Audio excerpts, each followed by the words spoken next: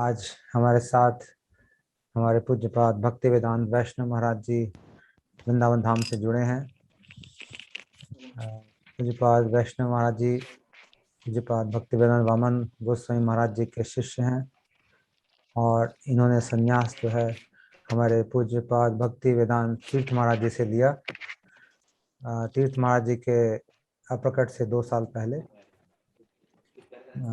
महाराज जी सबसे पहले देवान गौड़ी मठ आए थे 1987 में। तब इनका ब्रह्मचारी नाम था पतित पावन प्रभु जी और वहीं पे उन्होंने कुछ वर्षों तक सेवा करी और इसके बाद वहाँ पे उनकी मुख्य सेवाएं थी। वहाँ का जो बाग था, जो गार्डन था, उससे महाराज जी, हाँ आवाज आ रही थी, महाराज जी सेवा करते थे। तरह तरह की सब्जियां उगाना, फल उगाना, ठाकुर जी के भोग के लिए ऑर्गेनिक सब्जियां और गाय के गोबर की खाद बनाना, इस तरह से बहुत सेवाएं करी हैं महाराज जी ने। ठाकुर जी के भोग के लिए सब चीज़ें वहाँ पे उगाते थे। उसके बाद पूरे मठ की साफ सफाई रखना, झाड़ू लगाना, ये सभी महाराज जी ने काम किया उधर। और फिर महाराज जी मथुरा आ गए गुरुदेव के कहने पर। मथुरा महाराज जी आए थे फिर 1989 में, जबकि इस मठ का कंस्ट्रक्शन चल रहा था।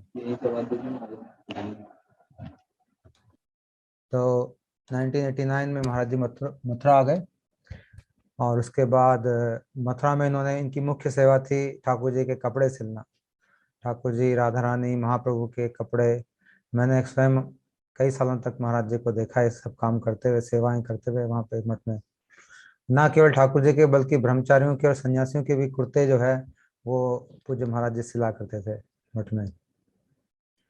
और फिर बाद में गुरुदेव ने इनको आदेश दिया कि ये बंगाल प्रचार में जाएं।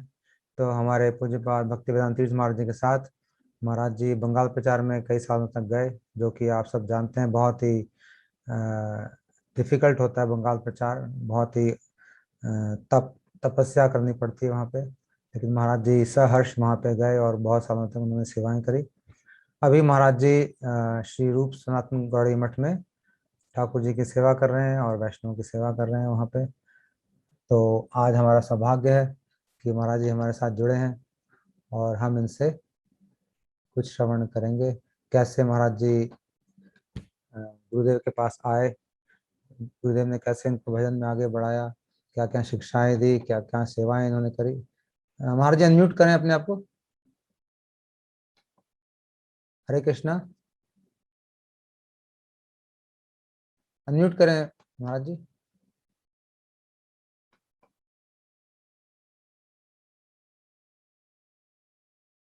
कृष्णदास प्रभु जी अनम्यूट अनम्यूट कर लें।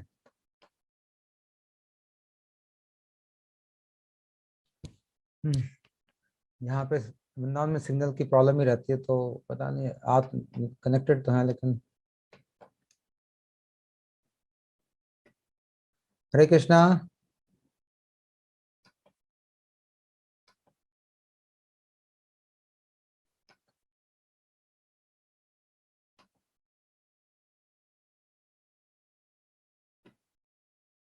महाराज जी आप अनम्यूट करें अपने आप को।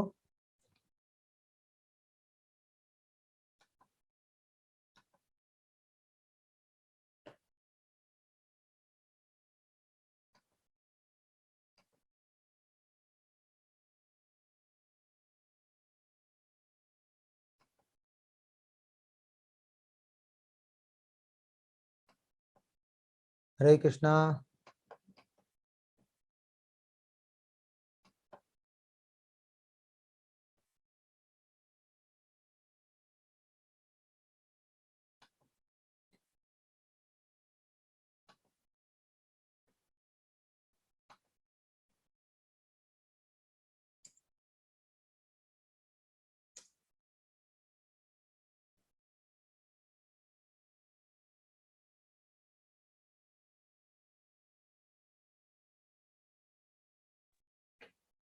लगता है उनका फ्रीज हो गया है। मुझे लगता है शायद डिस्कनेक्ट करके आप उनको वापस आना पड़ेगा। प्रभु जी म्यूट करें और वीडियो ऑन करें। अगर नहीं हो रहा तो आप डिस्कनेक्ट करके वापस ज्वाइन करें। अगर फ्रीज हो गया तो डिस्कनेक्ट करके वापस ज्वाइन कर सकते हैं।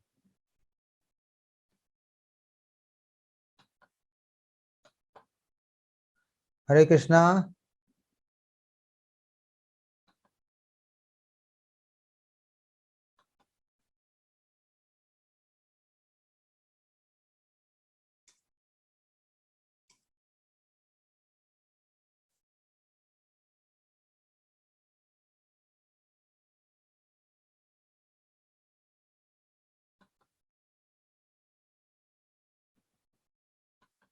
मैं फोन करता हूँ, देखें क्या दिक्कत।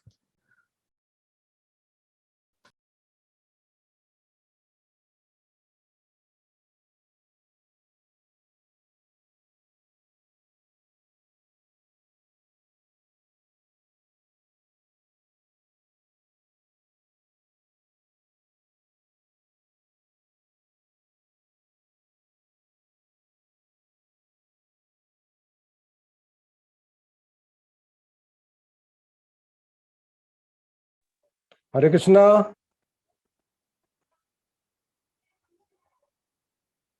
हरे कृष्णा महाराज जी। हरे कृष्णा। हरे कृष्णा। क्या हो गया था फोन में? फोन थोड़ा डिस्टर्ब हो रहा। हाँ हाँ हाँ हाँ, ठीक है महाराज जी, दंडवत प्रणाम, हाँ, आपको स्वागत है आपका कार्यक्रम में। धन्यवाद। हरे कृष्णा। तो आप शुरू करें कथा महाराज जी। कैसे आप आए गुरुदेव के पास, कैसे कैसे सेवाएं करी, क्या क्या गुरुदेव ने आपको शिक्षाएं दी, और कैसे प्यार किया, कैसे आप आपको डांट भी लगाई, सब कुछ बताएं यार हमको खुल के।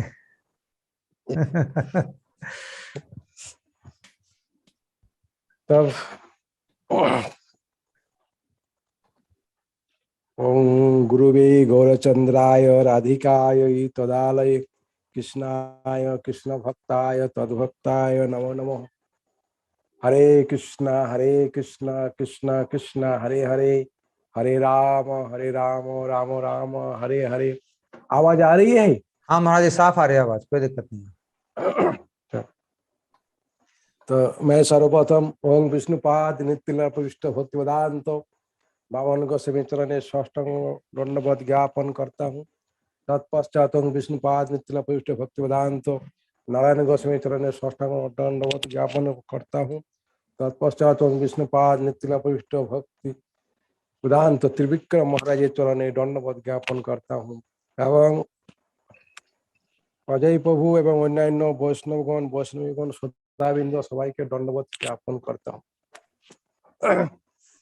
तो ये अजय प्रभु की आग्रह और इच्छा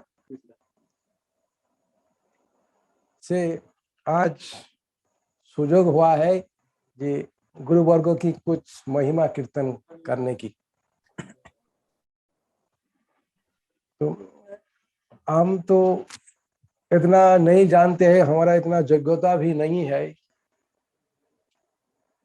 गुरु की महिमा कीर्तन करने का। फिर भी गुरु वैष्णव की कृपा से जो भी कीर्तन करेंगे, जो भी बोलेंगे, उससे ही आत्मा की कल्याण हो जाएगी। तो गुरु तत्व के बारे थोड़ा सा आलोचना करेंगे। अजय प्रभु ने कहा जे लीला कथा सुनाओ, तत्व कथा मत बोलो। लेकिन फिर भी हम थोड़ा, तत्व कथा में भी रस है, लीला में भी रस है, तत्व है या तत्व में भी रस है, लीला है। तत्व कथा ऐसे सूखा तत्व कथा हम नहीं बोलेंगे, रस से मिला हुआ तत्व कथा बोलेंगे। फिर ठीक है महाराज जी। सूखा मत बोलिए, आगे गीला नहीं, करके सूखा बोलना नहीं चाहिए। बोलेंगे है। तो गुरु तत्व भगवान जैसे अनंत है, जिसका कोई सीमा नहीं है, ऐसा ही गुरु जो है वो भी अनंत है, वो असीम है, उसको कोई माप नहीं सकता है। लेकिन गुरु यथार्थ होना चाहिए। तो एक गुरु मतलब संसार की जो अज्ञान है, ये अज्ञान को दूर करके जो पारमार्थिक ज्ञान प्रदान करते हैं, वो है गुरु। संसार की जो आसक्ति है, संसार की सेवा में हम लगे हुए हैं, अतः ये संसार की जो आसक्ति है, संसार की जो सेवा, संसार की जो कर्म, इस कर्मों से अलग करके जो भक्ति में जो संयुक्त कर देते हैं, भगवत भक्ति, राधा कृष्ण की चरण कमल में जो भक्ति है उसमें जो संयुक्त कर देते हैं जीव को, ये ही गुरु की कार्य है, ये ही गुरु। फिर गुरु हमारा देवानंद गौड़ीय मठ में, हमारा मठ में 3 गुरु हम लोगों ने दर्शन की है। मैंने 3 गुरु को दर्शन की। 3 गुरु कौन आप लोग जानते हैं? ओम विष्णुपाद भक्ति वेदांत वामन गोस्वामी महाराज, ओम विष्णुपाद भक्ति वेदांत नारायण गोस्वामी महाराज, ओम विष्णुपाद भक्ति वेदांत त्रिविक्रम महाराज। ये 3 गुरु हमने दर्शन किए। तो ये 3 गुरु कहते हैं एक ब्रह्मा है, एक विष्णु और एक शिव ठाकुर है। मतलब ब्रह्मा का काम करने वाले एक थे, ये ब्रह्मा नहीं है, मतलब ब्रह्मा का काम करने वाले। ब्रह्मा जैसे काम करते हैं ऐसे थे एक, और विष्णु जैसे काम करते वैसे भी एक गुरु थे, और शिव ठाकुर जो काम करते वैसे भी एक गुरु थे। ब्रह्मा क्या काम करते? ब्रह्मा का क्या सेवा है? ब्रह्मा का काम है सृष्टि करना। संसार में जितने प्रकार का प्राणी का शरीर है, प्राणी है, मनुष्य, जीव जंतु, पशु पक्षी आदि जो भी है, ब्रह्मा सृष्टि करते। तो भक्तिवेदांत वामन गोस्वामी महाराज ये सृष्टि करते थे, ये ब्रह्मा का कार्य करते थे। क्या सृष्टि करते थे? वैष्णव समाज, वैष्णव जन्म जाए थे शूद्र, जब किसी का जन्म होता है तो वो शूद्र कहा जाता है। फिर वैष्णव गुरु से यदि दीक्षा मंत्र लेते हैं तो वो कौन है? वो वैष्णव हो जाता है। तो गुरु जी जो है वैष्णव बनाते थे, वैष्णव समाज, वैष्णव सृष्टि करते थे। अब वैष्णव तो जन्म हो गया, वैष्णव जन्म प्राप्त हो गया गुरु जी से। अब भक्तिवेदांत नारायण गोस्वामी महाराज उसको पालन करते थे। विष्णु का कार्य, विष्णु का कार्य क्या है ना? पालन करना। ब्रह्मा तो सृष्टि कर दिया, गुरु जी ने तो वैष्णव सृष्टि कर दिया, लेकिन उसको पालन तो करना है। पालन कौन करेगा ना? भक्तिवेदांत नारायण महाराज जी पालन करता है। कैसे पालन करते हैं? खाना पीना दे के, महाप्रसाद दे के, घर मकान दे के, कपड़ा लता दे के पालन करते थे। ये तो साधारण लोग भी पालन कर सकते हैं, लेकिन भक्ति रसायन पान कराते थे। वैष्णव को यदि भक्ति रसायन नहीं पान कराया जाए, वैष्णव यदि भक्ति रस को यदि नहीं पान करते हैं, तो वैष्णव क्या होगा? कमजोर हो जाएगा, दुर्बल हो जाएगा। इसलिए महाराज जी जो है ये भक्ति रस को पान कराते थे। ये वैष्णव का क्या है? ये आहार है, खाद्य है। इसके द्वारा वैष्णव बलवान होता है, शक्तिशाली होता है। तो महाराज भक्ति रस को पान करा के पालन करते थे। ये ही पालन करता। त्रिविक्रम महाराज जी क्या करते ना? संहार। क्या क्या संहार करेंगे? वैष्णव को संहार करेंगे क्या? नहीं, देखो, संहार मतलब ये भी जो भजन करने आए ये भी शुद्ध वैष्णव नहीं हो पाए, ये भी काम क्रोध आदि है। तो त्रिविक्रम महाराज ये भी संसार में जो भोग वासना है, त्रिविक्रम महाराज क्या कर देते हैं? संसार की कोई भोग वासना है उसको संहार करते थे, शुद्ध प्योर वैष्णव बना देते थे। तो संहार करना मतलब हमारा अंदर जो भोग वासना है उसको नष्ट कर देते थे। इसलिए त्रिविक्रम महाराज को बहुत लोग भोगवाद कहते थे। महाराज जी आप भोगवाद बोलते हैं, भोगवाद बोलते हैं, मतलब संसार की भोग वासना छोड़ो छोड़ो छोड़ो छोड़ो। तो ये 3 महाराज का, ये 3 गुरु की ये कार्य, एक पालन, एक सृष्टि करता, एक पालन करता, एक संहार करता। संसार की जो भोग वासना है उसको संहार करते थे, नष्ट कर देते थे।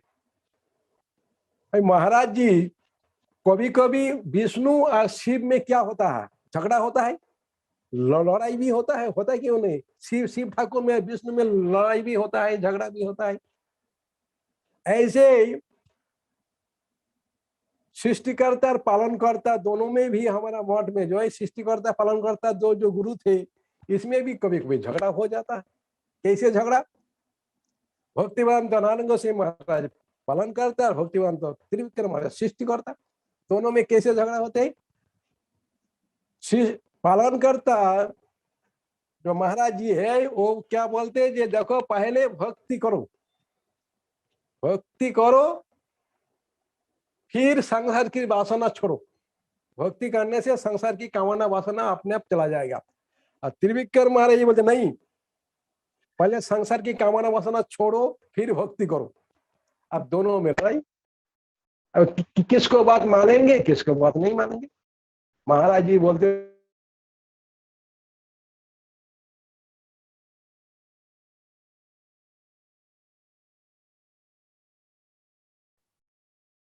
महाराज जी आवाज नहीं आ रहा, फ्रीज हो गया आप। जाओ अंधकार भाग जाओ, अंधकार भाग जाओ, भाग जाओ, अंधकार कभी जाएगा? दिन रात 24 घंटा चिल्लाते रहे अंधकार चले जाओ, अंधकार चले जाओ, अंधकार कभी नहीं जाएगा। लेकिन घर में अंदर दीपक जला दो, घर के अंदर दीपक जलाओ, थोड़ा कोई लाइट जला दो, अंधारा अपने आप भाग जाएगा, बोलना नहीं पड़ेगा। ऐसे ही भगवत भक्ति करने से जो कामना, संसार की जो कामना वासना है अपने आप दूर हो जाएगा, बोलने का जरूरत नहीं है। ये महाराज जी के विचार है भाई। तो तब त्रिविक्रम महाराज जो बोलते थे भाई पहले कामना वासना जब तक नहीं जाएगा तब तक वो भगवान की सेवा नहीं कर सकते, ये बात भी सच है। दोनों का बात ही सच है।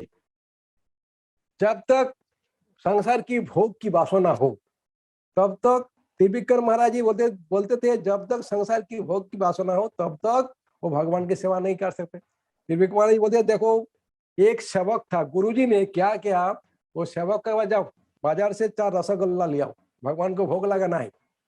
सेवक बाजार में गए रसगुल्ला लेने के लिए, 4 रसगुल्ला ले लिया। रसगुल्ला लेके रास्ता में आ रहे, मन मन में विचार करने लगा भाई ये रसगुल्ला तो भगवान को भोग लगाएंगे, भोग लगाने के बाद गुरुजी तो हमको एक देंगे, तो पहले एक खा लो। तो उसने एक रसगुल्ला खा लिया।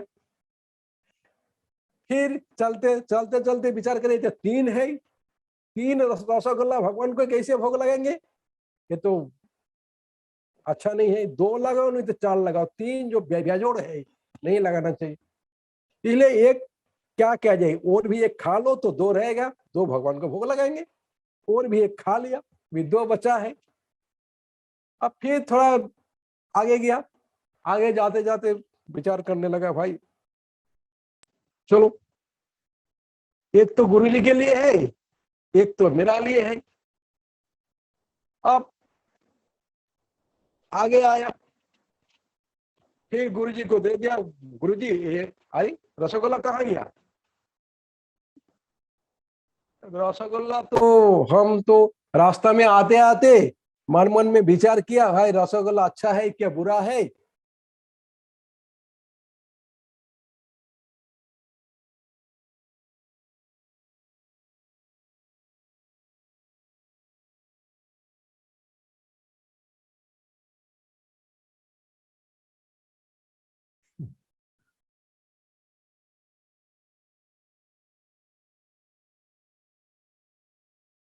लगता है महाराज जी डिस्कनेक्ट हो गए, वहाँ का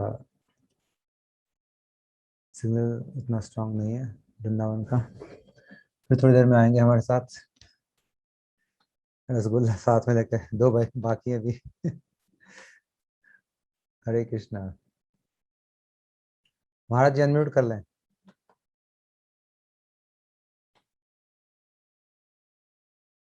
अनम्यूट कर लें महाराज जी।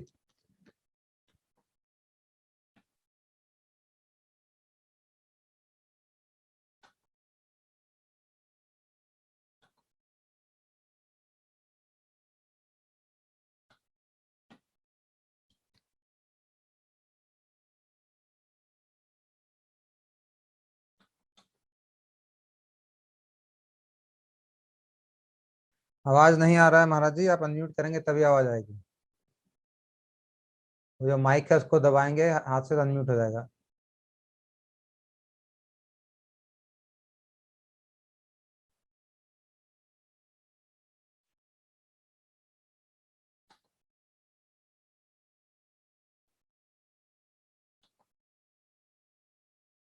अनम्यूट कर लें महाराज जी।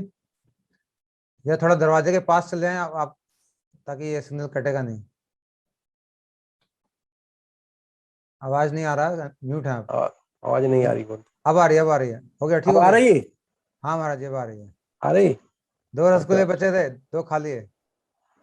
है। 2 अच्छा रसगुल्ले अच्छा बचे अच्छा। थे, 2 खा लिए। अच्छा अच्छा अच्छा। तो वो और भी रास्ता में और भी एक रसगुल्ला खा लिया था। तो अच्छा। वो तो उसने रास्ता में वो और भी पहले उसने विचार किया था कि भाई ये रसगुल्ला अच्छा है क्या बुरा है, थोड़ा टेस्ट करके देखो। जो यदि अच्छा। इसमें विष मिला हुआ है तो भगवान को तो भोग लगाना नहीं चाहिए। यदि सड़ सड़ गया बदबू निकालता है तब भी भोग नहीं लगाना चाहिए। पहले भी एक रसगुल्ला खा लिया था। अच्छा अच्छा। उसको मैंने बोलने छोड़ दिया था। तो पहले एक रसगुल्ला तो वो पहले चेक टेस्ट करने दे। करने के लिए एक रसगुल्ला खाया। हम्म। ये बदबू तो नहीं है, अच्छा बढ़िया टेस्ट है, तो टेस्ट करने के लिए जब बढ़िया चीज भगवान का भोग लगाना चाहिए, पहले टेस्ट करना चाहिए। तो टेस्ट करने के लिए एक रसगुल्ला खाया। और फिर उसने देखा जे गुरुजी तो हमको एक देंगे, उसके लिए एक रसगुल्ला खाया। और उसने देखा जो 3 है, 3 भगवान को भोग लगाना चाहिए, तो एक रसगुल्ला खाया। पहले टेस्ट करने के लिए एक, फिर 3 जब है तो 3 को डबल करने के लिए मतलब 2 करने के लिए एक खाया। और फिर देखा जो गुरुजी एक देंगे रसगुल्ला, उसके लिए एक खा लिया। तो 3 रसगुल्ला उसने खा लिया, एक रसगुल्ला बचा है।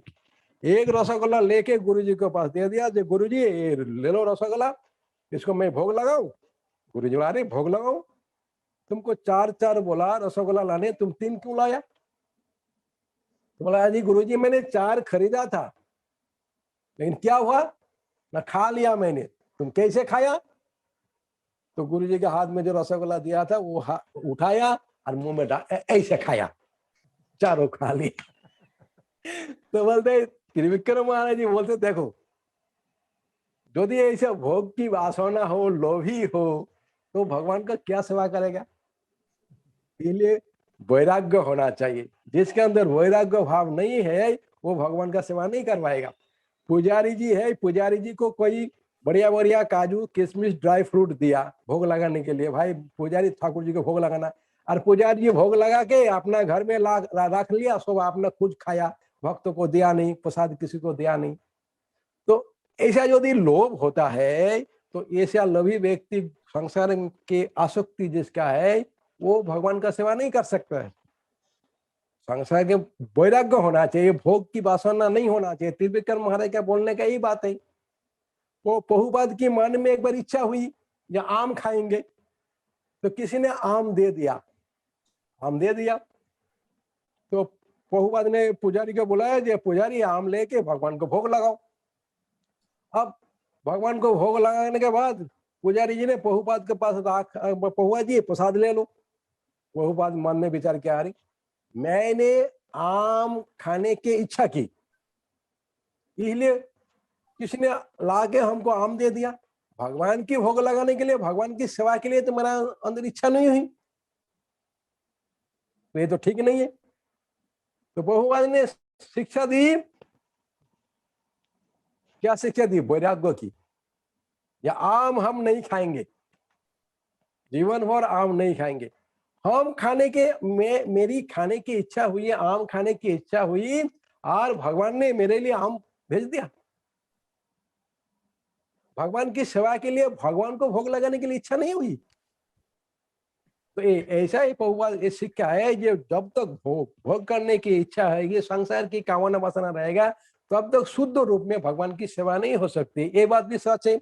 और भक्ति के बिना, हरि भजन के बिना हमारा अंदर जो कामना वासना है वो भी दूर नहीं हो सकता है। इसलिए दोनों बात ही ठीक है, दोनों गुरु की जो बात है वो सच है। समझ में आया कुछ तत्व विचार? हाँ महाराज जी, समझ में आया। अब आप शुरू करें अपनी तो कथा। सुनो, और आप विश्वनाथ ठाकुर जी कहते हैं गुरु जो है ये साक्षात हरि है। और भी थोड़ा तत्व कथा बोलता हूँ। जो गुरु महाराज, को साक्षात हरि कहा गया और भगवान का प्रिय भी कहा गया, तो बताओ गुरु भगवान भी है और भक्त भी है, दोनों है, एक कैसे हो सकता है? विश्वनाथ ठाकुर साक्षात हरि तेनो, साक्षात हरि भी है, भगवान का प्रिय भी है।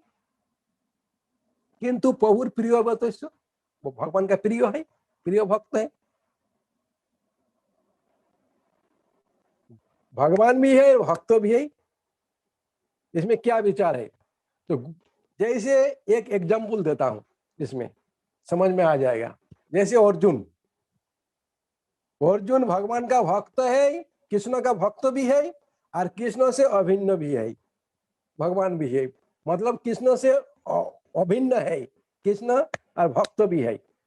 तो अर्जुन के अंदर जो विद्या है, कला है, कौशल है, वो किसकी है? कृष्ण का है, कृष्ण ने दिया है। कृष्ण जब अंतर्धान हो गए तब अर्जुन के अंदर जो विद्या थी, युद्ध करने के जो कला थी, वो सब अपहरण कर लिया, ले लिया, और गोप लोगों के साथ किस अर्जुन युद्ध कर नहीं पाया, हार गए। तो अर्जुन के अंदर जो युद्ध करने का जो पावर थी, शक्ति थी, वो शक्ति कृष्ण का है, वो कृष्ण स्वरूप में है। और अर्जुन के अंदर जो भक्ति है, सत्य भाव है, कृष्ण के प्रति, वो है भक्त भाव है। ऐसे ही जो गुरुदेव है, गुरुदेव के अंदर जो ज्ञान भाई, ज्ञान शक्ति है, वो ज्ञान किसकी है? ना भगवान श्री कृष्ण की है। और गुरुदेव के अंदर जो भक्ति है, वो है गुरुदेव का अपना संपत्ति। इसलिए गुरु ज्ञान स्वरूप में भगवत स्वरूप है, गुरुदेव ज्ञान स्वरूप में भगवत स्वरूप है, और भक्ति स्वरूप में भक्त स्वरूप है। इसलिए गुरु भगवान भी है और भक्त भी है। समझ में आया? ज्ञान, वो जो ज्ञान है, गुरुदेव के अंदर जो ज्ञान है कृष्ण तत्व की, राधा तत्व की, जीव तत्व की, अपराकृत जगत की जो ज्ञान है, वो ज्ञान किसकी है? ना कृष्ण की है। तो ज्ञान रूप में कृष्ण है, और गुरुदेव का अंदर भक्ति भावना है, भक्ति रूप में गुरुदेव है, भक्त है। इसलिए गुरु भगवान भी है और भक्त भी है, दोनों है। इसलिए गुरु वाक्य चित्ते कोरिया वाक्य आर ना हो, बोलते गुरुदेव के जो वाक्य है उसको दृढ़ विश्वास होना चाहिए।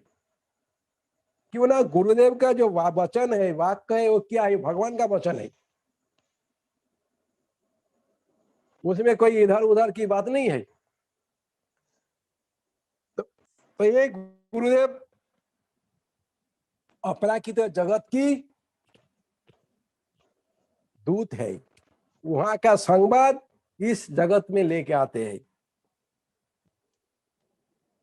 तो एक गुरु को, तीनों गुरु हम लोग ने प्राप्त की है। हम पहले नवद्वीप में रहते थे, तो मठ में कैसे मैं आया हूं थोड़ा सा बताता हूं। मैं पहले जैन था। जैन? जैन, जैन। अच्छा, जैन धर्म को फॉलो करते थे? हाँ, मैं पहले जैन था। जैन साधु के साथ हमारा बहुत दोस्ती था। हमारा फैमिली जो है जैन है। अच्छा। मैं भी जैन था, तो बचपन से जैन साधु से लेन देन था। तो हम जब छुट्टी मिलता था तो हम जैन मंदिर में चला जाता। परेशनाथ, बॉम्बे, जहाँ जहाँ जैन मंदिर है वहां वहां हम। रहते कहाँ थे महाराज जी? कौन सी जगह के रहने वाले हो? रहते कहाँ थे? बंगाल में? आसनसोल के पास। आसनसोल, ठीक है। तो हम भी जैन साधु जैसा है, घर में बैठ के आंख बंद करके, अंधकार घर में बैठ जाते थे, आंख बंद करके, और पद्म आसन में बैठते थे, और क्या बोलते थे? मैं ही भगवान बनूंगा, मैं ही भगवान बनूंगा, मैं ही भगवान बनूंगा। ये जैन साधु का, वो लोग खुद भगवान बनना चाहते हैं। मैं भी ऐसा ही बोलता था, मैं ही भगवान बनूंगा, मैं ही भगवान बनूंगा, ये मंत्र जप करते थे। तो फिर एक दिन क्या हुआ, अरे जैन साधु जो है, ये लोग क्या बोलते हैं थोड़ा सा सुन लो, उन लोग का विचार भी सुन लो थोड़ा सा। वो क्या बोलते हैं? ये रामचंद्र की मुक्ति हो गई। भगवान राम भगवान नहीं मानते हैं, बोले रामचंद्र की मुक्ति होगी, लेकिन कृष्ण जो है, कृष्ण की मुक्ति नहीं हुई है, कृष्ण नरक में गए हैं। जो साधु ऐसे बोले। मैंने बोला क्यों ऐसा किया, क्या बात है? न कृष्ण पर स्त्रियों के साथ संग क्या है, कृष्ण शादी नहीं क्या है, गोकुल में दूसरी स्त्री के साथ उसने रासलीला की है, संग की है, इसलिए उसी पाप के कारण कृष्ण की गति नरक हुई है। और रामचंद्र संसार त्याग करके एक पत्नी धारी थे, संसार त्याग करके वन में बहुत तपस्या की है, इसलिए रामचंद्र की मुक्ति हो गई। वो लोग वेद पुराण उपनिषद ये सब शास्त्र ग्रंथ नहीं मानते हैं। हमारा जो व्यासदेव जी ने जो शास्त्र ग्रंथ प्रकाश की है, वो सब शास्त्र ग्रंथ भागवत आदि कुछ मानते नहीं है। वो लोग का ग्रंथ, उन लोग का किताब अलग है। तो एक दिन तो हम उस जंगल से, वो नरक कुंड से कैसे इधर आ गए, देखो गुरुदेव की महिमा सुनो। क्या लाइन काटी है क्या, आवाज आ रही है? हाँ, आ रही है महाराज जी, आ रही है। आ रही है। हाँ। तो एक दिन मैं बाजार से घर आ रहा था, तो रास्ता में मैंने देखा एक धर्म सभा हो रहा, तो मैं वहां थोड़ा सा गया, तो मैंने देखा लाल कपड़े के सब साधु लोग वहां पर है। तो थोड़ा सा रुक के मैंने गुरुजी को दर्शन किया, वहां पर गुरुजी थे। दर्शन करके क्या बोला नहीं बोला इतना ध्यान नहीं दिया मैंने, थोड़ा सा रुक गया। मैंने बगल में कुछ लोग थे, उसको पूछा भाई कि साधु लोग कहाँ से आया है? वो तो उन लोगों ने कहा नवद्वीप से आया है। बस हम चला गया घर। गुरुदेव को थोड़ा सा दर्शन किया बस। हरे कृष्णा। हाँ महाराज जी, बोलिए बोलिए। हाँ, तो गुरुजी को थोड़ा सा दर्शन किया। तो दर्शन करने के बाद फिर हम घर आए। फिर क्या हुआ, हमको एक किताब मिला था, उद्धव संदेश। उस किताब को मैंने पढ़ा, और उस किताब को पढ़ के मेरा मन में ऐसा भावना आई जो हम एक गोपिया जैसा है, ऐसा ही कृष्ण कृष्ण करके हम रोते रहेंगे, कृष्ण को हम खोजेंगे। गोपिया जैसा विरह से कृष्ण को बुलाती थी, ऐसे ही हम कृष्ण को बुलाएंगे बस। तो एक दिन क्या हुआ, मैं घर छोड़ के निकल गया, हम नवद्वीप जाएंगे। वो जो साधु को मैंने दर्शन किया है, वो साधु के पास जाएंगे नवद्वीप। घर से निकल गया। फिर हम नवद्वीप में आई, स्टेशन में रिक्शा वाला जैसे, उसको बोला भाई हम कि राधा कृष्ण मंदिर में जाएंगे, ले चलो हमको। राधा कृष्ण तो मंदिर, ऐसा कोई मंदिर का नाम नहीं है। कितना उम्र था महाराज जी आपका उस समय? है? उम्र कितना था, उम्र? और कितना था ये तो नहीं याद नहीं है। स्कूल कर लिया, स्कूल? हाँ हाँ हाँ, स्कूल कर लिया। कॉलेज, कॉलेज में था उस समय। ठीक है, ठीक है। तो फिर क्या हुआ, इधर आ गए।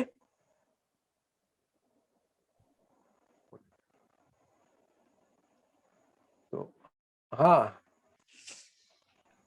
राधा कृष्ण तो मंदिर। सिर्फ हाँ ना हो, नवद्वीप स्टेशन में आके मैंने वो रिक्शा वाला को बोला कि भाई राधा कृष्ण मंदिर जाना है हमको। बोले राधा कृष्ण मंदिर तो ऐसा किसी का नाम नहीं है। तो बोले जहां पर राधा कृष्ण है उस मंदिर में ले चलो ना, क्या है, नाम हो ना हो उससे क्या मतलब।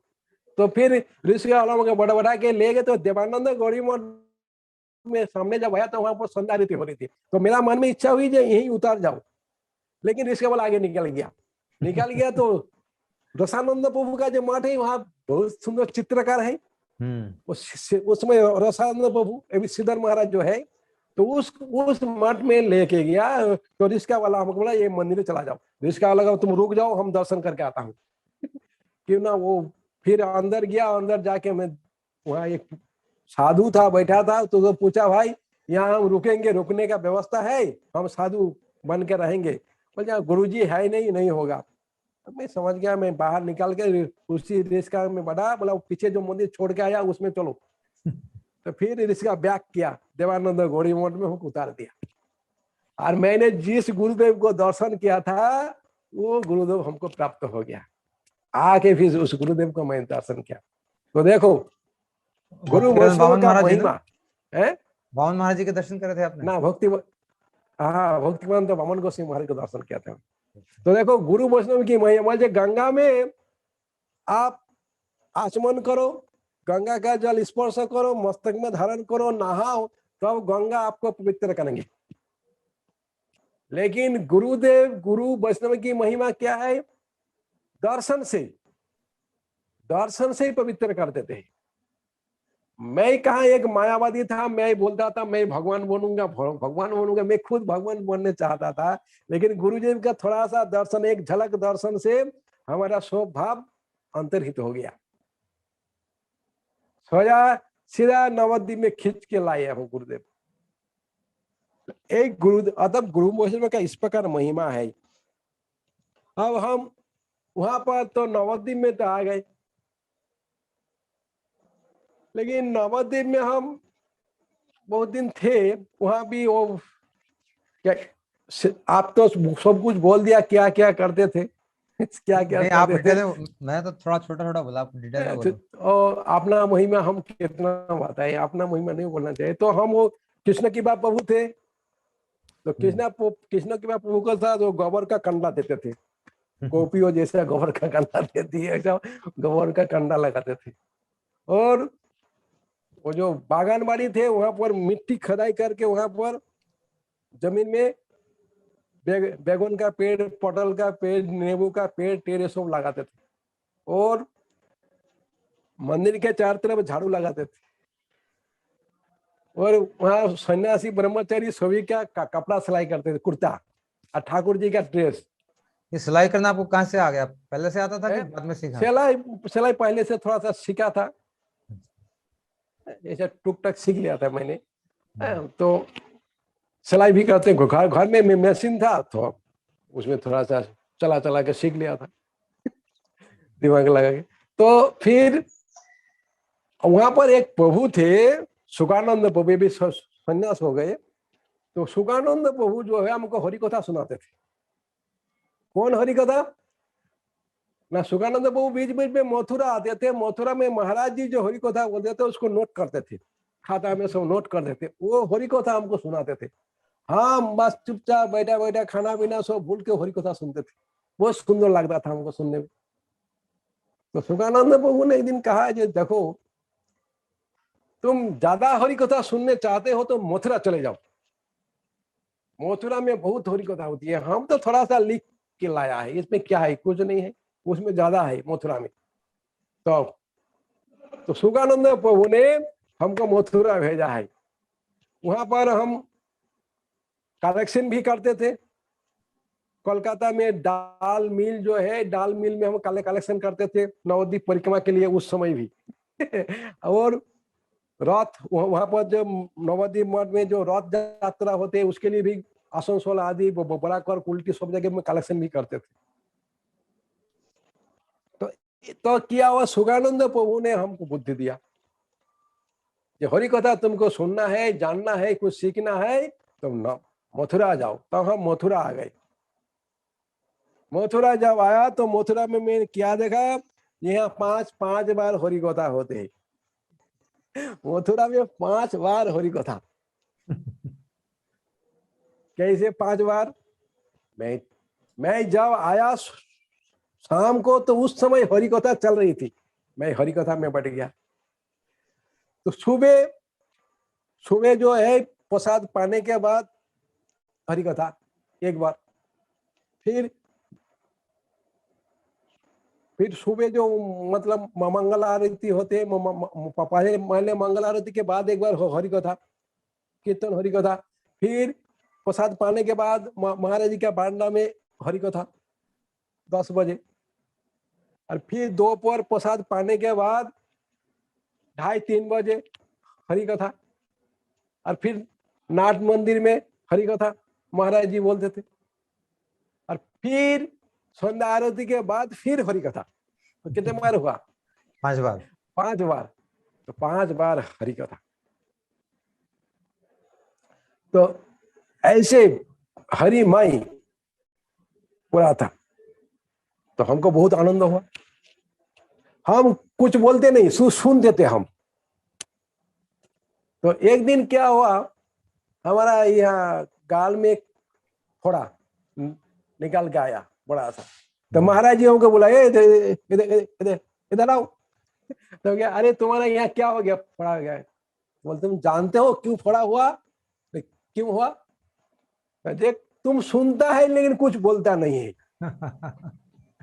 तू सुनता है लेकिन बोलता नहीं, इसलिए यह फट के निकालना चाहता है। तुम्हारा अंदर जो है उसको तो निकालना तो है, लेकिन इसलिए फट के निकालने चाहते हैं। तो ये हाउस प्रोग्राम, ऐसा तो मठ में तो 5 बार हरि करता है, इसको छोड़ के भी हाउस प्रोग्राम। महाराज जी भी मथुरा के घर घर, ब्रजवासी के घर घर, भक्तों के घर घर जाते थे, पाठ कीर्तन वहां भी होता था। हम लोग भी जाते थे। रात में जब हम वापस आते थे ना, 11:30 कभी 12 भी बज जाते, अधिक बज जाते रात में, वो रास्ते में कीर्तन करते करते सब लोग महाराज के साथ कीर्तन करते करते आते थे रास्ता में, पैदल सब। और भक्तों का घर में महाराज के साथ एक साथ बैठ के सब प्रसाद पाते थे, एक लाइन में सब बैठ के। तो उस समय इस प्रकार हाउस प्रोग्राम, घर घर में घर घर में प्रोग्राम होता था। महाराज भी पैदल जाते थे, कभी कभी दूर हो तो रिक्शा में जाते थे, उस समय गाड़ी कहाँ। तो हम लोग मथुरा से वृंदावन जाते थे, जब महाराज जी भी टेम्पू में जाते थे। महाराज जी किस में जाते थे? टेम्पू में। ये जो सब टेम्पू में जैसे यात्री जाते थे, उसमें हम लोग भी टेम्पू में। मथुरा वृंदावन का मंदिर स्टार्ट हुआ तो हम यहाँ पर महाराज जी बीच बीच में आते थे देखने के लिए वृंदावन, तो महाराज के साथ हम भी आते थे। तो एक दिन क्या, महाराज जी टेम्पू में बैठ गए, पहले टेम्पू स्टैंड में वृंदावन में, और महाराज जी और नवीन बाबू, उसमें नवीन बाबू था, वो भी बैठ गए। तो हम नीचे चप्पल उतार के टेम्पू में उठ रहे। समझ गए चप्पल क्यों उतारा तुम वहां? मैं मन मन में सिर्फ विचार किया, अरे महाराज जी बैठे, चप्पल पहन के कैसे जाएंगे? मैंने तो सोचा ही नहीं कि टेम्पू में हम जा रहे हैं कोई। तो चप्पल नीचे उतार के टेम्पू जा, तुम्हारे हम लगा चप्पल क्यों उतारता है वहां पर, चप्पल पहन के उठो। ऐसे जो लोग यात्री लोग चलते, 3-3 4-4 आदमी बैठते थे, ऐसे ही महाराज जी, वैसे हम लोग 3-3 4-4 बैठ के टेम्पू में आना जाना करते थे। ब्रजमंडल की परिक्रमा उस समय महाराज के साथ एक बास में बैठ के, बास में भी कृष्णदास कीर्तन करते थे, आने जाने रास्ता में कीर्तन होता था, कीर्तन करते हुए परिक्रमा करते थे। परिक्रमा उस समय ब्रजमंडल की जो परिक्रमा है, वृंदावन में कोई मठ नहीं था, हम लोग इमली तला में रहते थे। इमली तला जो है उसका तब अभी तो बड़ा बिल्डिंग बन गया, पुराना बिल्डिंग था पहले, तो वहां पर रहते थे वृंदावन में। फिर वृंदावन से गोवर्धन में जाते थे, मोदी भवन में।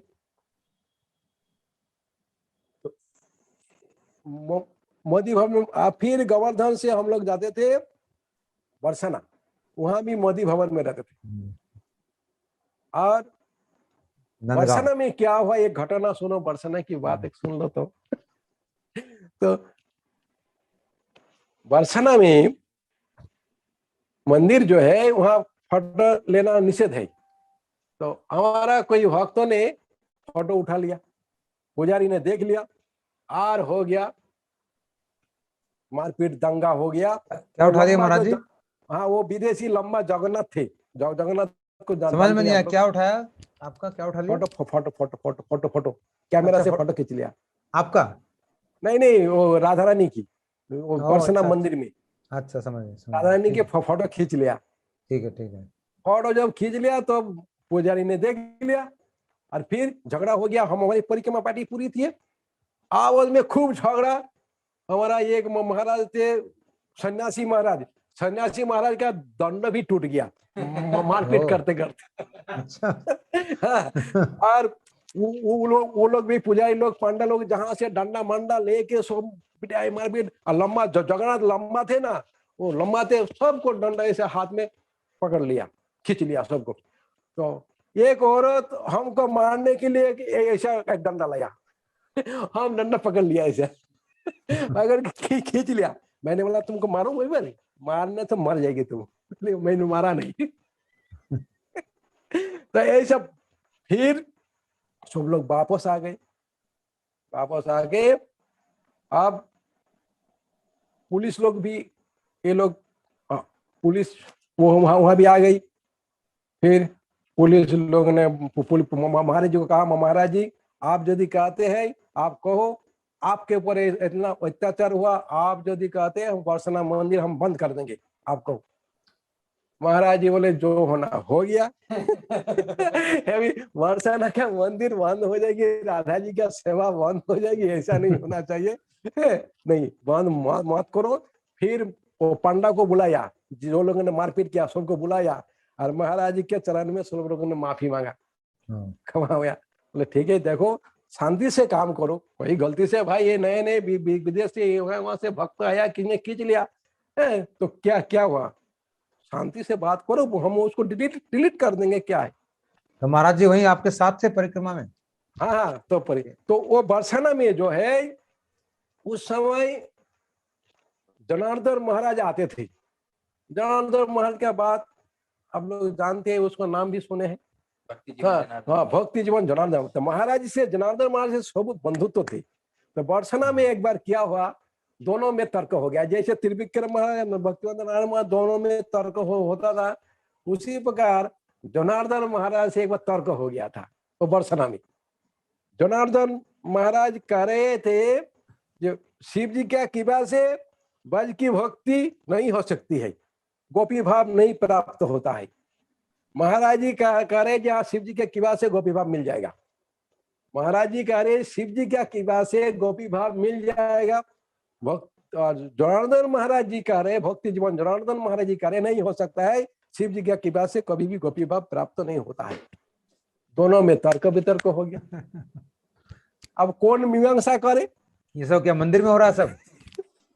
नहीं, परिक्रमा का समय, ब्रजमंडल की परिक्रमा का समय बरसाना में धर्मशाला के अंदर हो रहा है। अच्छा अच्छा अच्छा। धर्मशाला में हरि कथा होती है ना, जी हाँ जी हाँ तो जी हाँ। वहां पर सबको सामने हो रहा था। अब कौन मीमांसा करे? तो फिर परिक्रमा होने के बाद सब अपना अपना घर में, मंदिर में, घर में चला गया। बाद में भक्ति जीवन जनार्दन महाराज को चिट्ठी लिखा था, ये महाराज जी आपने जो कहा वो सच है। तो ऐसे शास्त्र की विचार तर्क वितर्क होते थे। तो वो बरसना में भी मोदी भवन है, वहां मोदी भवन धर्मशाला में रहते थे। फिर बरसना से पैदल हम लोग जाते थे कहाँ? नंदगांव। हाँ, महाराज जी भी पैदल भी चलते थे। नंदगांव में प्रेमानंद प्रभु के साथ हम रसोई में किचन का सेवा करते थे परिक्रमा का समय। उस समय तो बाहर का कोई लोग नहीं थे, किचन का सब रात में पानी, रात में जहां तहां से पानी हम रेडी करके, सुबह सब पानी खत्म हो जाता था, इसलिए पानी रसोई के लिए पानी पहले से रखना पड़ता था। तो नंदगांव आ जाते थे। नंदगांव दर्शन करने के बाद वहां से रात में रुकते थे। नंदगांव में भी, बरसाना भी रात में, नंदगांव में भी रात में रुकते थे। और फिर नंदगांव से चले जाते हम लोग कामावन, विमला कुंड, कामावन दर्शन करके विमला कुंड में भी रात में रुकते थे उस समय। अब तो रुकते नहीं कहीं।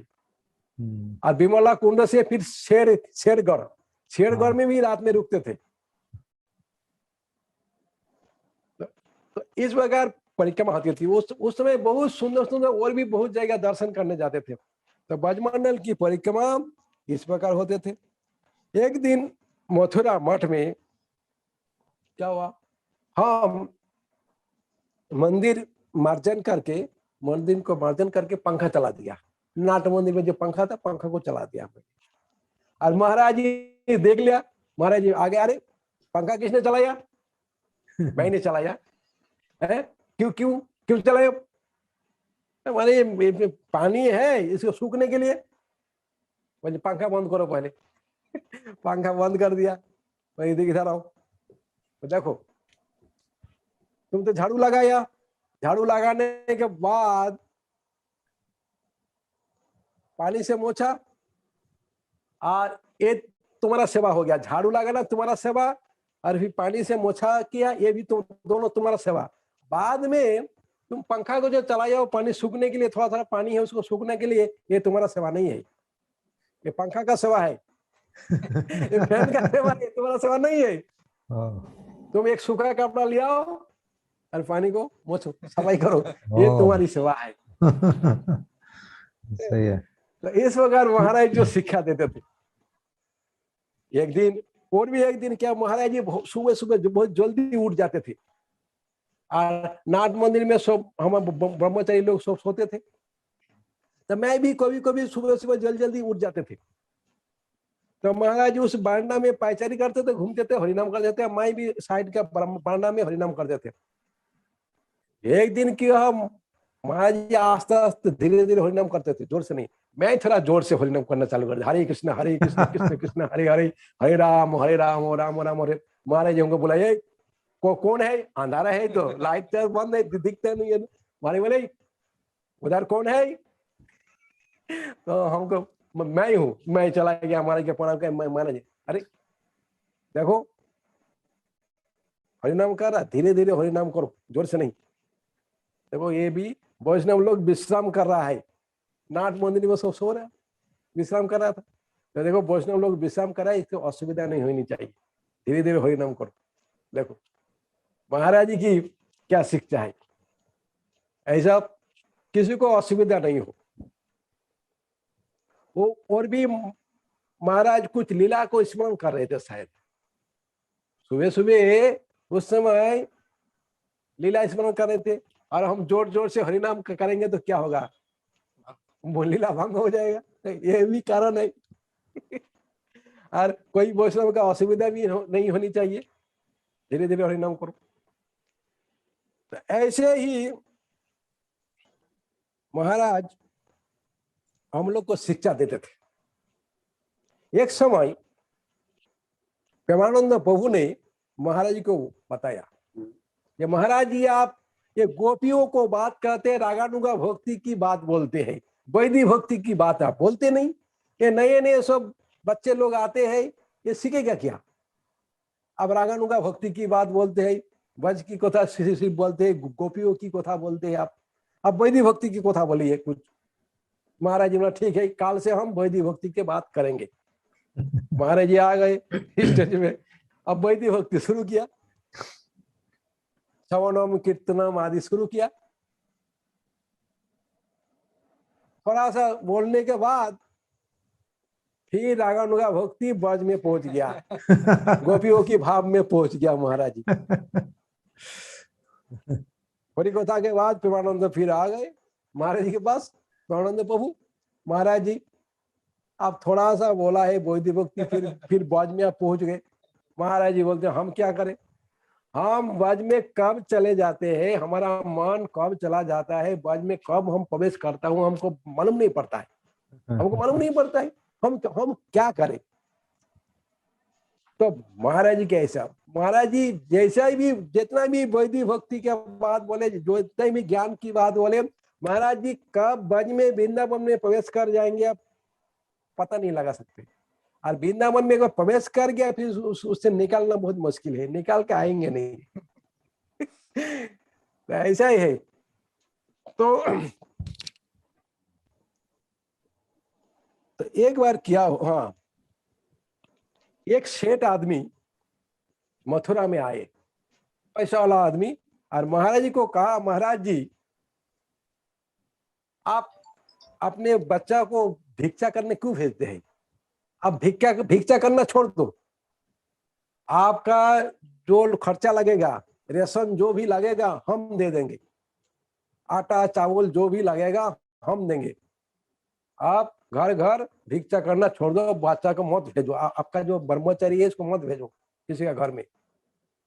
महाराज जी ने उसको क्या उत्तर दिया, महाराज जी कहा हम भिक्षा करने नहीं जाते, हमारे बच्चे लोग भिक्षा करने नहीं जाते, किसी के पास लेने के लिए नहीं जाते, देने के लिए जाते हैं। तो वो तो वाक हो गया, अरे महाराज जी कैसे आप उल्टा बात कर रहे हैं, अब घर घर में बच्चा लोग भिक्षा करने नहीं जाते, लेने के लिए नहीं जाते हैं, देने के लिए जाते हैं। बोले हाँ देने के लिए जाते हैं। कैसे? देखो आप लोगों का घर से जो कुछ लेके आते हैं ना, वो अपने के लिए नहीं, वो आटा चावल जो भी लेके आते हैं उसको रसोई बना के भगवान को भोग लगा देते। और उसके बदल में आपको क्या मिलता है? उसका बदल में, उसका परिवर्तन में आपको क्या मिलता है? सुकृति। सुकृति मिलती है आपको। और वो सुकृति के द्वारा क्या होता है? साधु संग। आपका घर में हमारे बच्चे लोग गए थे, आटा लेके आए थे, और वो आटा हम यहाँ रसोई बना के भोग लगा दिया, और उसी के कारण आप मेरे पास आ गए, नहीं तो आप आते नहीं कभी। आके आपको जो मैं भगवान की कथा, हरि कथा सुना रहे हैं, आप सुन रहे हैं, ये सुकृति होती है। और सुकृति के माध्यम से क्या होता है? साधु संग। ये साधु संग हो रहा है। आपका घर का, आपका मेहनत का वस्तु हमारा बच्चा लोग आपसे लेके आया, भगवान को भोग लगाया, इससे भगवान ने आपको क्या दिया? साधु का संग दे दिया। साधु का संग। साधु ने आपको क्या देंगे? भगवान दे देंगे, भगवान की भक्ति दे देंगे, आपको जन्म मृत्यु से उद्धार करके भगवान की धाम पहुंचा देंगे। तो वो तो हम लोग लेने के लिए, हमारा बच्चा लोग आपका घर लेने के लिए गया ना, देने के लिए गया। आपने क्या दिया? साधु ने क्या क्या लिया? सब तो आपको ही दे दिया। तो वो महाराज जी के चरण पर पकड़ लिया, रोने लग गया। महाराज जी क्या शरणागत तो होके महाराज जी का भक्त बन गए। तो ऐसा है, महाराज जी के पास जो भी आते थे, जो पूछ भी प्रश्न करे, सब प्रश्न किया, प्रश्न के द्वारा तो मोहित हो जाते, महाराज का चरण में शरणागत हो जाते। उधर जो एक मायावादी सन्यासी थे, वो रंग जी मंदिर के पास एक मायावादी रमन रेती है ना, शरणानंद जी, उसका नाम था शरणानंद जी। वो भी महाराज जी के पास चैतन्य चरितमृत सुनने के लिए आता था। तो शरणानंद सुन रहे हैं कि आवाज आ रही है? आ रही है महाराज, आ रही है। तो वो जो मायावादी सन्यासी, वो महाराज को बहुत प्रेम करता था। वो चैतन्य चरितमृत तो सुनने के लिए आता था। महाराज जी आप चैतन्य चरितमृत तो सुनाओ। तो महाराज, मैं पियोन का काम करता था, महाराज जी का पियोन जैसा। महाराज कोई काम जरूरत पड़े तो महाराज जी हमको भेजते थे।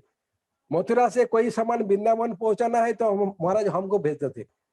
कोई मठ नया लिया है, वहां जाना है तो महाराज जी हमको भेजते थे। आनंदो धाम में हमको भेजा, दुर्वासा में हमको भेजा और शोक में एक मंदिर दिया था, तो वहां भी हमको भेजा था। तो जहां जा तो, और यहाँ पर वृंदावन में जो इस्कॉन में उस समय तमाल कृष्ण महाराज जाते थे, और तमाल कृष्ण महाराज मथुरा जाते थे हरि कथा सुनने के लिए महाराज के पास। महाराज जी कोई कारणवश बाहर इधर उधर जाते थे, तो महाराज जी हमको भेजते थे, जाओ वृंदावन जाओ, तमाल कृष्ण को खबर दो, उसको मथुरा ले आओ।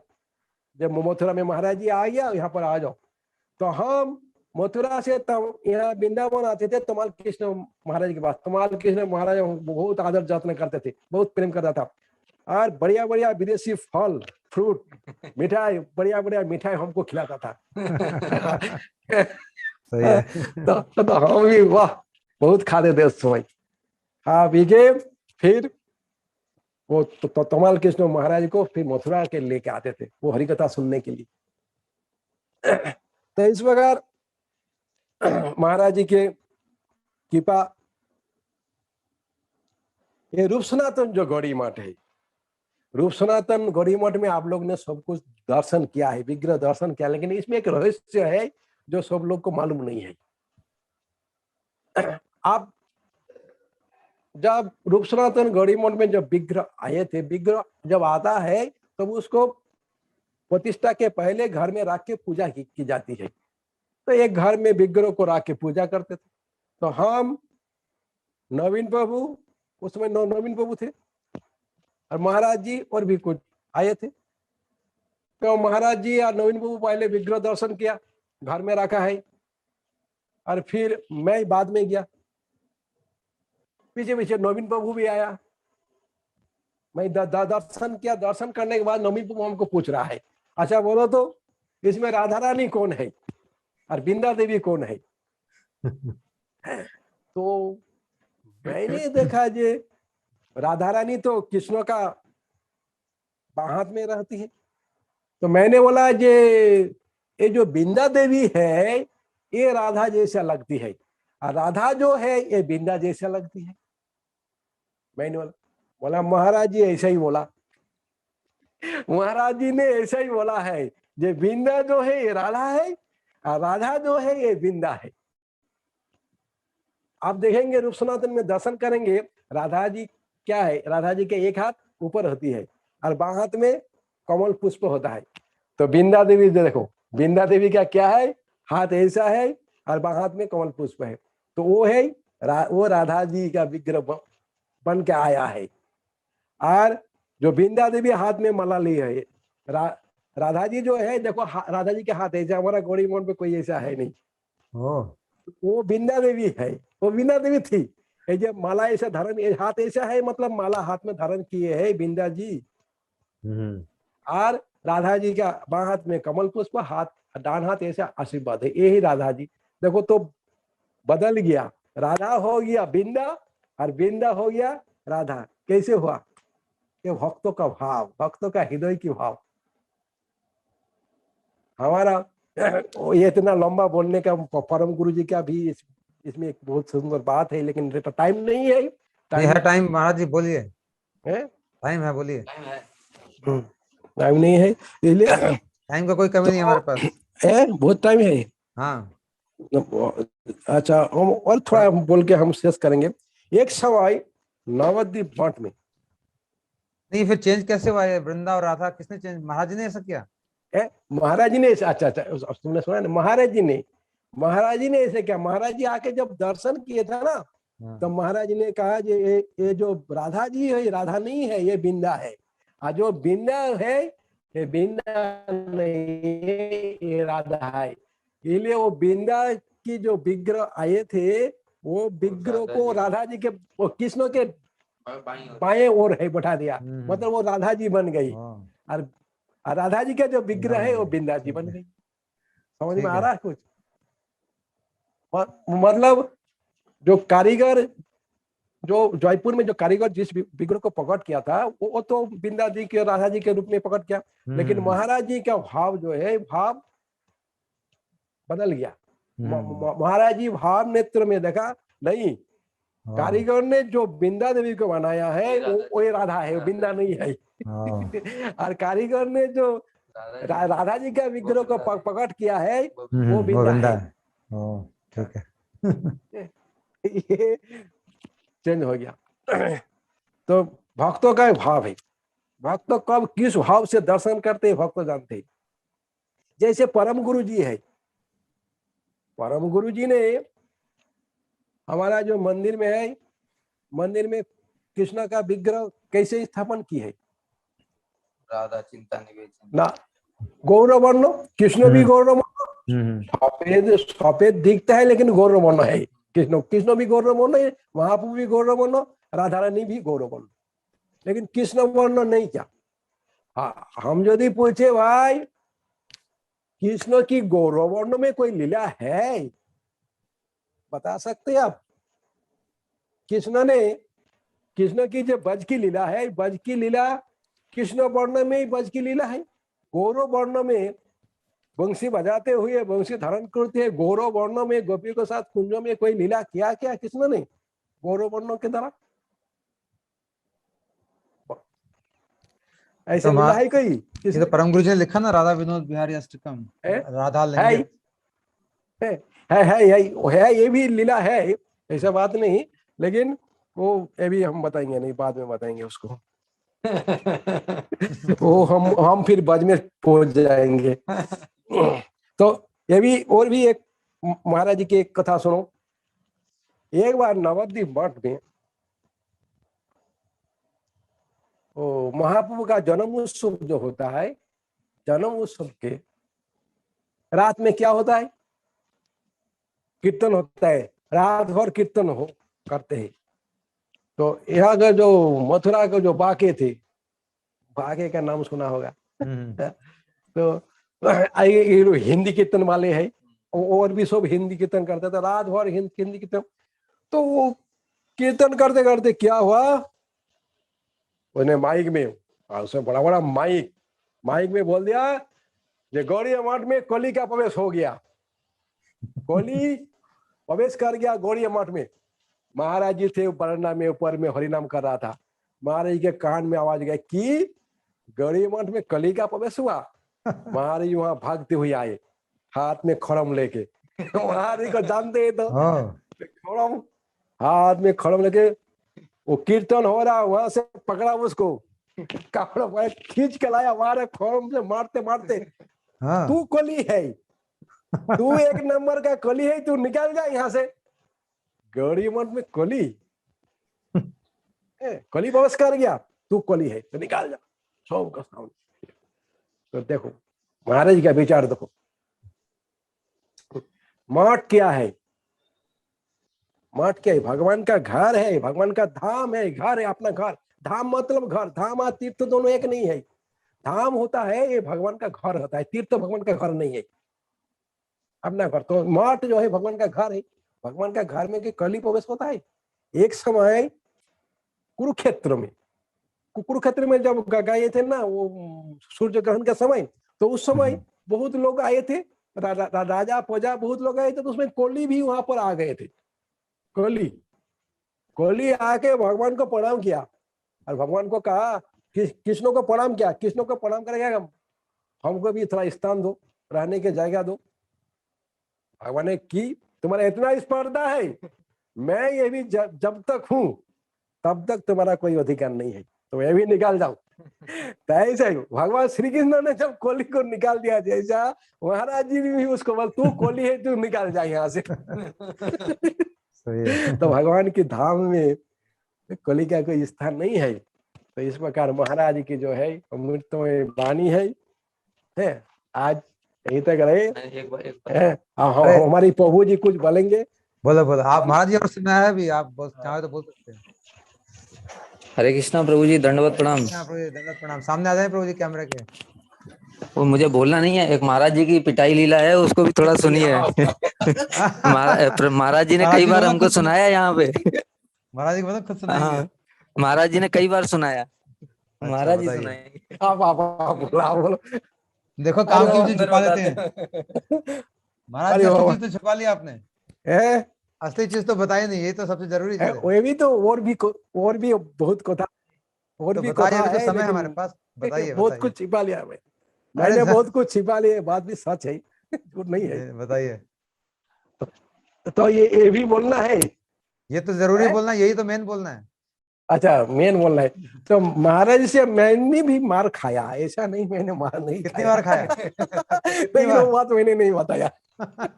अच्छा हम लोग सुनने चाहते हैं तो बता देता हूँ।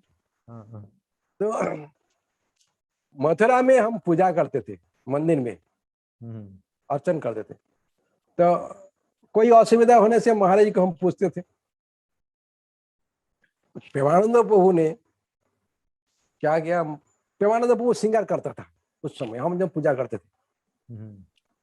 तो प्रेमानंद प्रभु एक बार किया कि वो कपड़ा से राधा कृष्ण का ऊँट को जो घिस घिस के मोच के सफाई कर दे, उसको जो मतलब अंगराग थे ना वो ये हो गया था, उठ गया था बहुत। तो उस समय हमारा इतना ज्ञान नहीं था,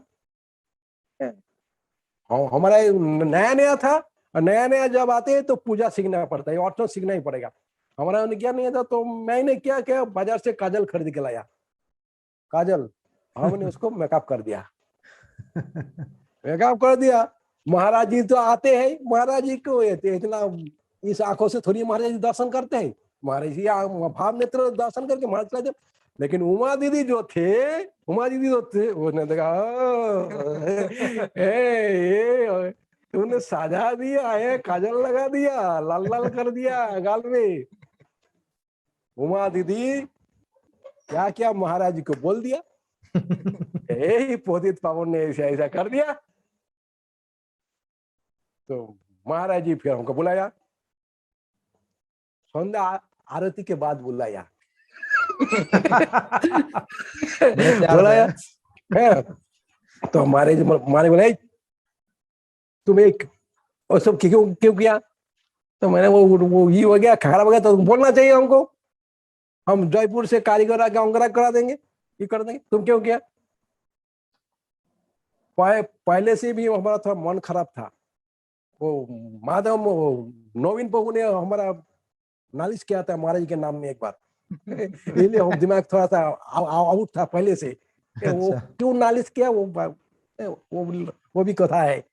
तो, ठीक है। तो फिर है ऐसा पूजा, ये अपराध है, ये है, महाराज जी हमको बहुत डांट लगने लगा। तो हमारा मन में विचार है, जगह नवीन प्रभु पहले भी नालिश किया था, ये भी प्रेमानंद का चक्कर में पड़ के ये भी गड़बड़ी हो गया। हम पूजा ही नहीं करेंगे। हम चाबी निकाला, बोला हम पूजा नहीं करेंगे, चाबी। बोले क्या पूजा नहीं करेगा? मारा घुसा यहाँ पर, मारा सीधा घुसी छाती में। और उधर नवीन बाबू दौड़ते हुए आए, हम खड़ा था और महाराज जी मार रहे, घुसी मार रहे। नवीन बाबू हटाया हमको, हम पूजा नहीं करेंगे, चाबी राखो आप। पूजा नहीं करेगा, नहीं, निकाल जाओ यहाँ से। हाँ हम निकाल जाएंगे। हम बस क्या, धोती, एक गेंजी था और गला में दुपट्टा था। तो फिर हम रूम के तरफ जा रहे थे। तुम्हारे भाई उधर उधर कहाँ जाता है? मतलब हरिनाम लाने जाता है। हरिनाम, घर में हरिनाम रखा है, तो हरिनाम लिया और ऐसे एक भी पैसा नहीं है, हम निकाले गया मंदिर से। रास्ते में राजू बोलते मेरे घर चलो। मुझे नहीं, किसी का घर नहीं जाएंगे, वृंदावन जाएंगे सीधा हम। पैसा एक भी नहीं है, पैदल चलने लगा। पैदल चलते चलते चलते रास्ता में जो गैस, वो मथुरा वृंदावन में जो गैस सिलेंडर का जो एजेंसी स्टोर है वहां पर। तो वहां पर जब आया, पैदल आया, वहां पर जब आया तो वो गैस एजेंसी बाहर बैठा था, वो बुलाया हमको। रात में उन्हें कल कोई है नहीं, तो मैं अकेला जा रहा हूँ, हमको बुलाया। अरे इधर तुम कहाँ जा रहा? वृंदावन। पैदल? गाड़ी में क्यों जा रहा? पैसा है नहीं, क्या करे? तो हमको बूंदी का लड्डू खिलाया दो, कुछ खाया भी नहीं था तो लड्डू दिया हमको। हम लड्डू खाया, पानी पिया, और फिर भगवान की क्या कि भाई एक ऑटो टेम्पू आ रहा था, खाली कोई नहीं था। वो गैस एजेंसी वाले हमको 2 रुपया दिया, बोले ये पैसा रखो। टेम्पू को रोका, टेम्पू वाला रोक जा। वो रोक गया, 2 रुपया दिया, बोले 2 रुपया ले लो, टेम्पू भाड़ा दे के तुम वृंदावन चला जाओ। हम टेम्पू में बैठा दिया, टेम्पू में आया। टेम्पू वाला का बोला पैसा ले लो, टेम्पू वाला पैसा नहीं लिया। टेम्पू वाला भी पैसा नहीं लिया। हम वृंदावन आया, रूप सनातन में तब रात में सब सो गए थे। फिर दरजा खुला, यहाँ आया, और उधर महाराज जी प्रेम वल्लभ को भेज दिया गोवर्धन में हमको खोजने के लिए। देख पतित भगवान कहाँ गया, खोज गोवर्धन चला गया होगा, खोज के लिए खोज के ले आओ। फिर प्रेम वल्लभ तो गोवर्धन खोजते खोजते कुछ नहीं मिला। दूसरा दिन महाराज नवीन प्रभु रूप सनातन गौरी मठ में आया। और फिर मैंने, और रास्ता में जब हम आ रहे थे ना, तब जय ओम विष्णुपाद भक्तिवेदांत नारायण गोसाई महाराज की जय, भक्तिवेदांत भगवान गोसाई महाराज की जय, त्रिलोक महाराज की, वैष्णव की जय। किसी को मैंने निंदा नहीं किया, महाराज तिराग नहीं, किसी को, सबको जय देते देते आया, सबको जय, महाराज की जय जय देते, किसी को भी किसी प्रकार निंदा नहीं किया, किसी को दोष नहीं देखा। वो जय देते देते आया, ले बस। फिर महाराज जी जब यहाँ पर रूप सनातन है, महाराज के प्रणाम किया। अच्छा, महाराज जी बोला ठीक है, तुम यहीं पर रहो, रूप सनातन में रहो। तब से हमारा रूप सनातन में वास हो गया। अच्छा, आप भाग के आए रूप सनातन में। ऐसे भाग के आया था।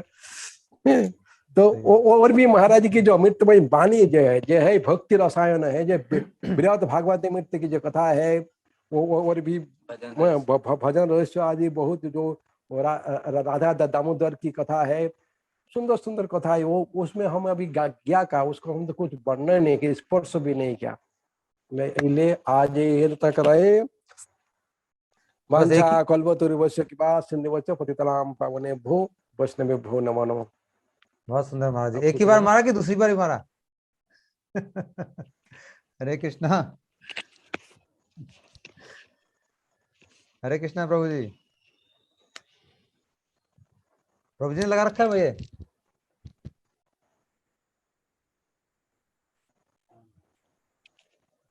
हरि बोल। हाँ हरे कृष्णा। हरे कृष्णा। प्रभु जी और भी कोई लीला है महाराज जी का जो नहीं बताया इन्होंने? नहीं, अभी तो बस इतना ही है। आज महाराज जी अब प्रसाद पाएंगे थोड़ा। चलो, बहुत सुंदर, बहुत सुंदर प्रभु जी। आप चाहो तो जा सकते, मैं थोड़ा सा इसको रिवाइज कर लूंगा जो जो बोला महाराज जी ने, ठीक है, ठीक और है। चाहे तो रुक सकते, आपकी मर्जी है। तो ठीक है, आज ठीक है। हमारे पूज्यपाद भक्ति वेदांत वैष्णव महाराज जी ने अपने साथ, गुरुदेव के साथ जो लीलाएं हुई उनके बाद उनका बड़ा ही रसमय वर्णन किया है। शुरू में तो बड़े तात्विक महाराज जी ने शुरू किया, लेकिन बाद में बहुत सुंदर सुंदर लीलाओं का वर्णन किया। तो उन्होंने स्टार्ट किया, भक्ति रस का पान वैष्णव का आहार है। बहुत सुंदर बात ये कही, क्योंकि जब तक वैष्णव को ये रस का पान नहीं मिलेगा तब तक भूखे ही रहेंगे, तब तक पेट नहीं भर सकता। तो वैष्णव को ये जरूरी है मिलना। और फिर उन्होंने त्रिविक्रम महाराज जी की बात कही, कैसे वो वैराग्य के ऊपर जोर देते थे, भोग लालसा को पहले दूर करना पड़ेगा। और महाराज जी कैसे कहते थे कि पहले आप भक्ति रस को प्राप्त करो, भक्ति को प्राप्त करो।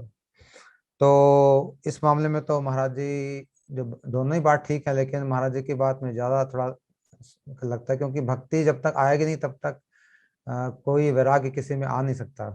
कितनी भी हम चेष्टा कर लें, वैराग्य हम हमारे पास आएगा नहीं, और कोई भी संसार का भोग भी छूटेगा नहीं जब तक कि हमारे अंदर भक्ति का कुछ प्रवेश नहीं होगा, जब तक कि गुरु वैष्णव की कृपा नहीं होगी। और ये कृपा होगी गुरु वैष्णव की सेवा से। और भक्ति में जब थोड़ा थोड़ा प्रवेश होगा, जितनी मात्रा में प्रवेश होगा उतनी ही मात्रा में हमारा संसार धीरे धीरे धीरे धीरे छूटता जाएगा। कोई छोड़ने के लिए विशेष प्रयत्न मुझे लगता है करने की जरूरत नहीं है। लेकिन त्रिविक्रम महाराज जी की बात भी ठीक ही है, क्योंकि बिना वैराग्य पूर्ण हुए भगवान की सेवा नहीं हो सकती। क्योंकि भगवान की सेवा तो वही व्यक्ति कर सकता है जो भक्ति में प्रतिष्ठित है। तो इसलिए दोनों ही बातें ठीक है, लेकिन प्रारंभिक बातें हमारे लिए गुरुदेव की बातें ज़्यादा सूटेबल हैं, क्योंकि हमें चेष्टा करनी चाहिए कि भक्ति ग्रहण क्यों कैसे करें, किस तरह से भक्ति में आगे बढ़े, ना कि छोड़ें कैसे। छोड़ने की चिंता करेंगे तो छूटेगा नहीं, उस दिमाग वहीं लगा रहेगा, हमारा आवेश वहीं पर रहेगा, भोगों में ही। इसलिए भोग जो आते हैं उनको आने दो, जो जाते हैं जाने दो, उनको तरफ ध्यान ना देके गुरु वैष्णव की सेवा पर हमें ध्यान देना चाहिए। फिर महाराज जी ने बहुत सुंदर बताया कि कैसे उद्धव संदेश से इन्होंने अपना भक्तिमय जीवन शुरू किया। वो पुस्तक मिल गई, ये किताबें बहुत ही पावरफुल होती हैं, स्पेशली नए लोगों के लिए। तो ये उद्धव संदेश से महाराज जी ने सुना, और फिर उनके मन में भी इच्छा हुई कि मैं भी गोपियों जैसे रोते रोते अपना जीवन बिताऊं, क्योंकि उसमें गोपियों का विरह का वर्णन है। तो उसको महाराज जी को वहां से वो इच्छा पैदा हुई। और फिर महाराज जी ने अपने गुरुदेव के दर्शन किए सबसे पहले। और बड़ी अच्छी बात महाराज जी ने कही, दर्शन पवित्र कर यही तुम्हार गुण। गुरु वैष्णव दर्शन मात्र से ही पवित्र कर देते हैं, गंगा में तो न स्नान करना पड़ता है, जाना पड़ता है। और महाराज जी ने बात की सुखानंद प्रभु की कहने से महाराज जी मथुरा में आए। तो सुखानंद प्रभु जी का भी बड़ा रोल है महाराज जी को मथुरा लाने के लिए।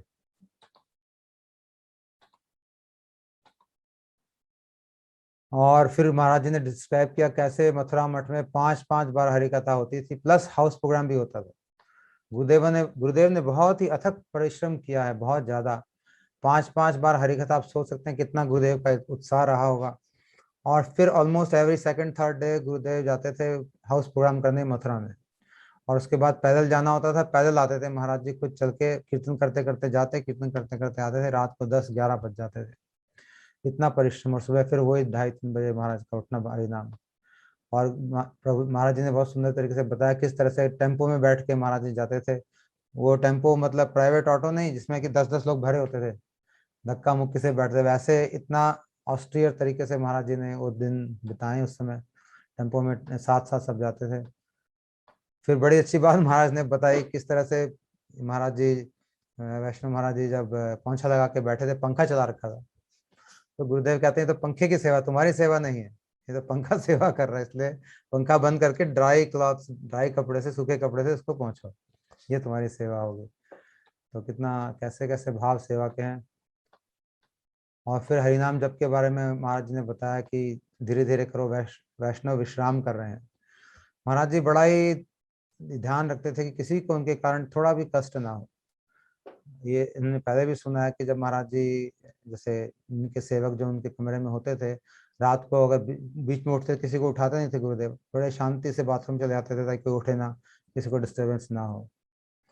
और फिर महाराज जी ने बात बताई, वैदिक भक्ति के बारे में बोलने के लिए कहा जब प्रेमानंद प्रभु ने तो महाराज जी ने थोड़ी देर तो शुरू तो किया, लेकिन कहाँ रुक पाए वहां पे। जिसके मन में ब्रज प्रेम भरा है वो तो उमड़ के बाहर आएगा ही आएगा, चाहे आप कुछ भी करो, कहीं कहीं कुछ भी करने की कोशिश करेंगे, लेकिन वो अपने आप चीज बाहर आ जाती है जो व्यक्ति के हृदय में होती है। जिसके हृदय में माया है वो अपने मुख से माया निकाल देगा, जिसके हृदय में भजन है वो भजन निकालेगा, जिसके मन में ब्रज भक्ति है उसके मुख से ब्रज भक्ति ही बाहर आएगी अपने आप ही। और फिर भिक्षा के बारे में कितना सुंदर कॉन्सेप्ट बताया गुरुदेव ने कि भिक्षा हम लेने के लिए नहीं भेजते अपने ब्रह्मचारियों को, कुछ देने के लिए भेजते हैं ताकि उनकी सुकृति बने, सुकृति से साधु संग होगा और साधु संग से भगवान मिल जाएंगे। तो कितना सुंदर गुरुदेव का भाव है भिक्षा के प्रति। और फिर कैसे शरणानंद जी मायावादी सन्यासी भी आके गुरुदेव को सुना करते थे, बहुत दूर दूर से लोग आते थे गुरुदेव को सुनने के लिए, चारों तरफ से अलग अलग गुरुओं के शिष्य सबकी भीड़ लगी रहती थी महाराज जी की हरिकथा श्रवण करने के लिए।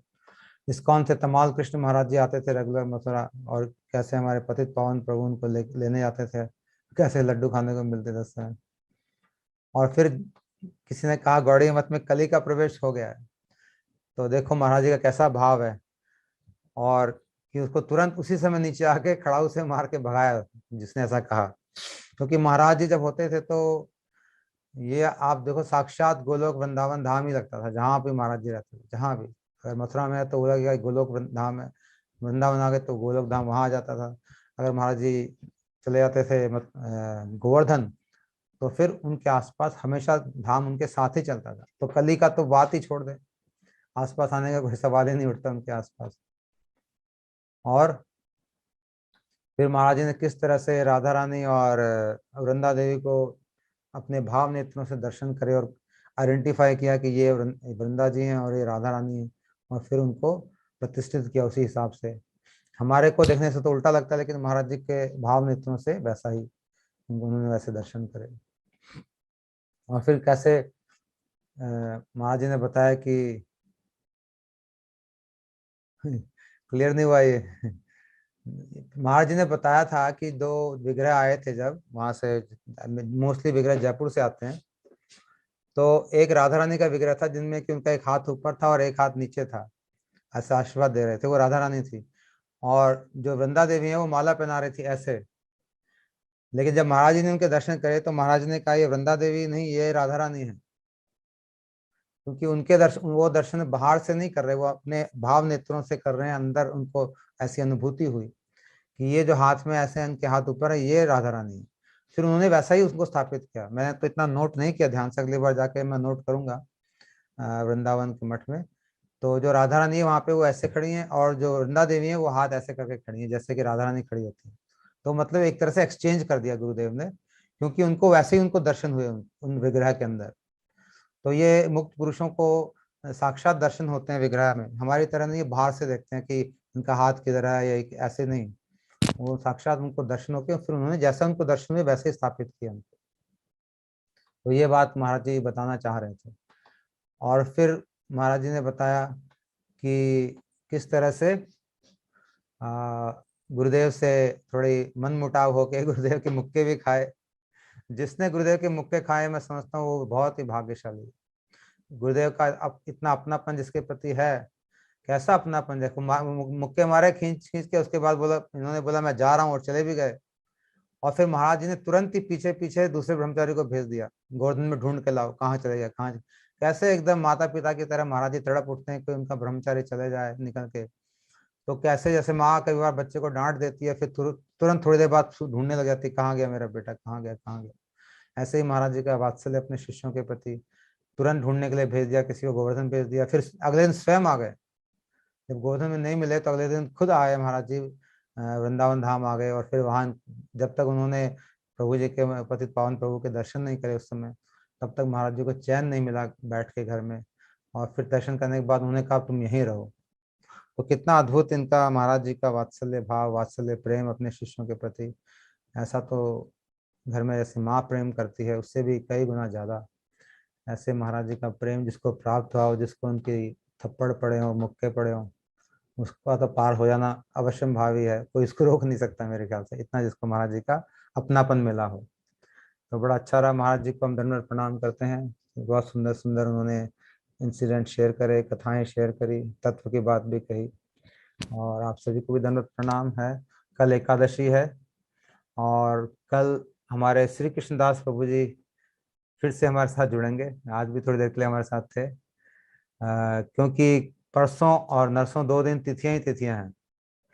तो परसों जो है पूज्यपाद भक्ति विज्ञान भारती महाराज जी की तिथि है, और उसी दिन, परसों नहीं सॉरी 19 तारीख को है, लेकिन 19 तारीख को भक्तिविनोद ठाकुर जी की भी तिथि है, और हरिदास ठाकुर जी की भी तिथि है, और 18 तारीख को वामन देव का भी है, जीव गोस्वामी जी की भी है। तो बहुत सारी तिथियां, लेकिन हम लोग उस समय पे भक्ति विज्ञान भारती गोस्वामी महाराज जी के बारे में श्रवण करेंगे। इसलिए उन तिथियों के बारे में हम कल ही उनको मना लेंगे, क्योंकि अगर तिथियों के समय में हम अपने वैष्णवों को स्मरण ना करें तो अपराध है।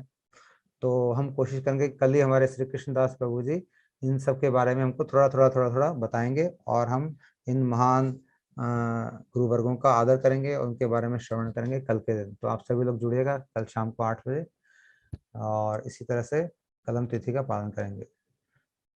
श्री गुरु महाराज की जय, अनंत कोटि वैष्णव वृंद की जय, गौर भक्त वृंद की जय, श्री हरिनाम संकीर्तन की जय, गौर प्रेमानंदे हरि हरि। सभी को